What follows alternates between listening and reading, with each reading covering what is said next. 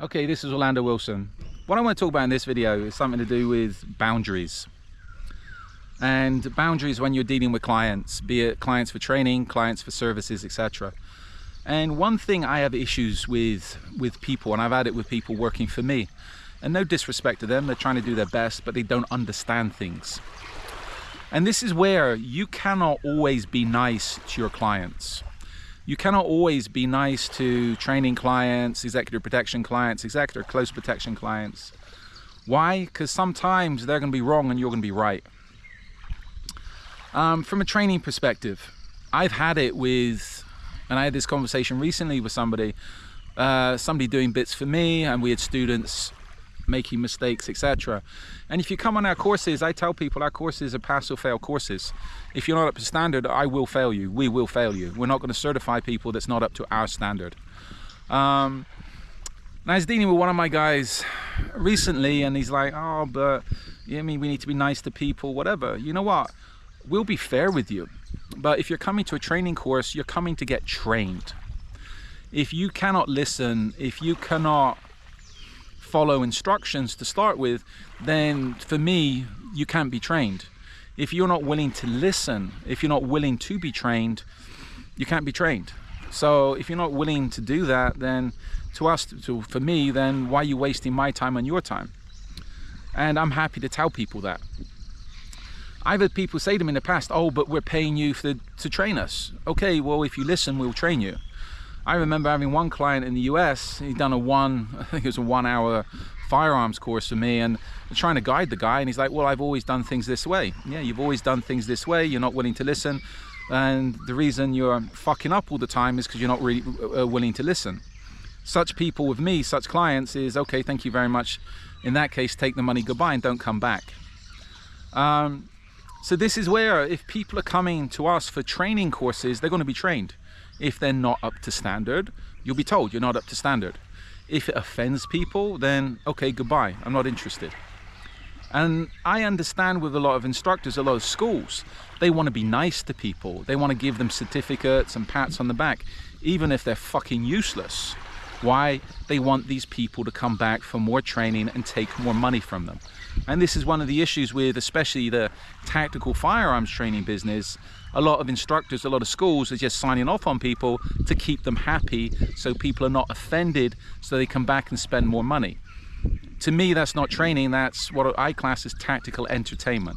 It's people coming along, dressing up, playing security contractor, playing bodyguard, playing soldiers, and just shooting things, etc., having a fun time. That's entertainment. If people are coming for training, they have to be to a specific standard, and if they're not at the standard, they need to work on it or come back again. And if people are offended by being told, you know what, you're not up to spec, you're useless, such is life. They need to find another career. From the services perspective, if you're supplying, and I've had this with clients in the past, if you're supplying security services, close protection services to people, especially close protection services, and you have clients that's doing stupid things, that's getting themselves into trouble, then you need to call them out on it. This is where there's a big difference between providing serious close protection services and being a companion.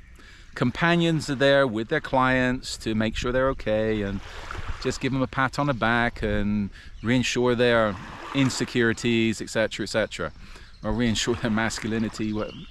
Depends how you want to put it. But again, if you're providing serious close protection services, there has to be serious boundaries. And if the clients start overstepping those boundaries, you need to tell them, okay, this is business.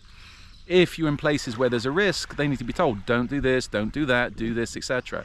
And if they start causing problems, you know what, you need to find new clients. And this needs to be written into your contracts, or this is where you need to have an understanding with the clients of, look, these are the rules. You overstep the rules, we're stepping back, it's not our problem. And I've mentioned this in other videos where some clients, this is where from a close protection perspective, you should interview your clients to ensure that you can work with them and they can work with you, and you understand, you have an understanding with them before anything gets serious. What we're doing now, even with training clients, is we have a conversation with the training clients, the people that come to us for training, to understand we're on the right wavelengths. We're not a school that just gives out certificates to anybody just because you turn up on the course. You have to be up to a standard. So this is where a lot of people in the close protection business, training business, etc., they're too nice to people, and you cannot be too nice to everybody. If people are causing you problems, if people are not up to standard, you need to sit them down and tell them. This whole culture of keep the client happy at whatever cost, because hopefully they'll come back for more money, I think that's what's killing off the training business. That's why the standards of the close protection business, firearms training business is so low, because everybody's trying to keep people happy instead of saying, okay, we have a fixed standard. If you don't meet our standard, then sorry, fuck off. But that's my opinion. I'm old school, and I think the old school way of doing things are a lot superior to the way things are going in today's woke wonderland, shall we say. Anyway, think about it. Don't be worried. Again, there's going to be points, especially if you're running a company, where you're going to be getting into confrontations with people, arguing with people, etc. And you have to have your standards, and you have to stick to those standards. If not, then you're wasting your time and everybody else's time. Anyway, just my opinion. Follow me along on social media. I like LinkedIn at the moment. We're up on the main social media platforms, Instagram, YouTube, etc. But we're shadow banned on a lot of that because of the content we put out there is about firearms, tactical stuff, etc. And a lot of the woke platforms don't particularly like that type of thing. So follow us along on social media. As I said, we prefer LinkedIn. I have an array of books up on Amazon that talk about various aspects of the close protection business, kidnap and ransom investigations, etc. 2025 we will be getting the courses going again, and as always we do provide services. If you need, a main thing we provide is management services, oversight services for security investigation projects. So reach out to us. If you reach out to me, reach out to us. If you have any questions, I'm happy to answer your questions as long as they're relevant and serious. In the meantime, be good, stay safe, and stay out of trouble.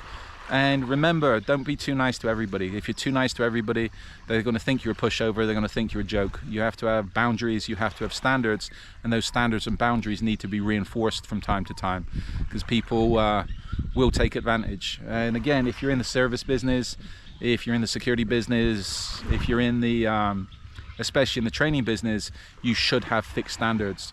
And if you're just giving out certificates to people, then as I say, I would seriously question your credibility, and all you're doing is damaging the industry, and there's a lot of people out there damaging the industry. So in the meantime, be good, stay safe, stay out of trouble, and think about what I'm saying.